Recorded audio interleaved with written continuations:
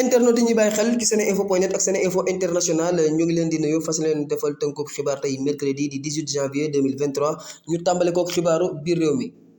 mbirum Ousmane Sonko Adji Sarr nag dinañ ko yóbbu ci chambre criminelle àttee ko fa loolu nag ñu ngi ko xam bésu tey bi gannaaw bi nga xam ne doyen des juges jébbal na ñii di avocat ñaari parti yi ab courrier ngir xamal leen ko ci mbir moomu nag Ousmane Sonko ñu ngi koy toppee viol ak menace de mort muy nag ay fait yoo xam ne dañ ko punir ci lii di article 320 ak 320 bis bu code pénal bu Sénégal datu procès bi nag jàppaguñu ko. Mor Talla Gueye ñu gën koo xam ci Nit Doff moom nag sûreté urbaine teg na ko loxo moom rapport activiste bi nag kon jàpp nañ ko yóbbu ko ci siège u sûreté urbaine nekk fële ca commissariat central bu lu yàggul nag Nit Doff defoon na ab vidéo boo xam ne daal da ci doon attaqué régime bi ak justice bu Sénégal li ci sax saaga ñu njortu nag ne kon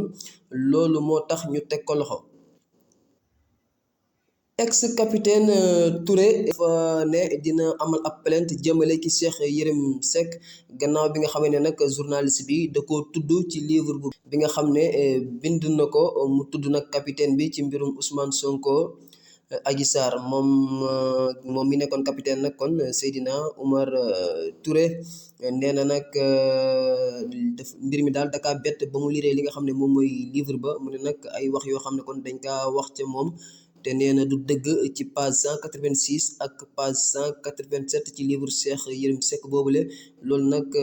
mu ne mbir mu garaaw la ay accusation yu ñu jëmale ci moom te nag kon dina ko yóbbu ci yoon. Gannaaw capitaine Touré ki nga xam ne moom mooy Ousmane Sonko itam xamle na ne dina yóbbu kii di Cheikh Yérim Seck ci yoon moom njiital Pastef itam nee na daal kii di Cheikh Yérim Seck dafa bind loo xam ne du dëgg jëmale ko ci moom kon ba tax Ousmane Sonko itam. nee na dina jébbal ab citation direct ki nga xam ne moom mooy Cheikh Yérim Seck wante itam maison d'édition Harmattan bi nga xam ne ñoo xaatim téere bi. xibaaru Afrique dañ koy tàmbaleek réewum Gambie foofa nag ka fa nekkoon vice président di wuyoo Badara Alieu Diouf moom moo génn àdduna fële ca Inde ñu ne gannaaw bi nga xam ne sax dafa doon fajo la nga xam ne nag kon moom moo ko faat fësaluñ ko wante nag am na ay sources yoo xam ne ñu ngi doon naan moom feebaru jabet la amoon at yu bëri weer bi ñu génn kon lañ ko yóbbu woon foofale ca Inde ngir mu faju buñ sukkandikoo suñu naataango yu Presse Afrique. Maroc ak Israël nag ñoom dañoo bëgg a renforcer li nga xam ne moom mooy seen coopération militaire ba sax yóbbu ko yaatal ko kon ci mbirum renseignement ak li ñuy woowee cybersécurité loolu nag mu ngi am gannaaw ab réunion boo xam ne amoon na ci ñi nga xam ne kon ñoom ñooy ñaari réew yooyu la démb fële ca Rabat ci la nag armée marocaine xamle boobu xibaar.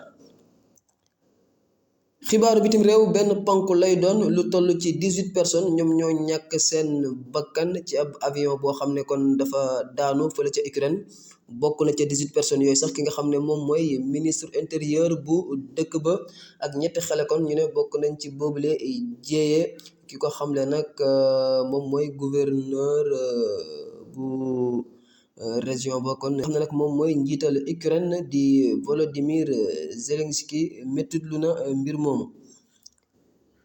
xibaaru sport lañ koy jeexalee gaynde Sénégal yu équipe locale bi bésub tey bi nag la ñuy football seen ñaareelu match bu championnat d'Afrique des Nations buñ ca amee victoire nag dina tax ba ñu qualifié ci quart de finale bi wante itam garder seen statut leader bu groupe B mu nekk nag match boo xam ne narul yomb ñu ngi say dajeek équipe Ouganda boo xam ne fi mu nekk nii nag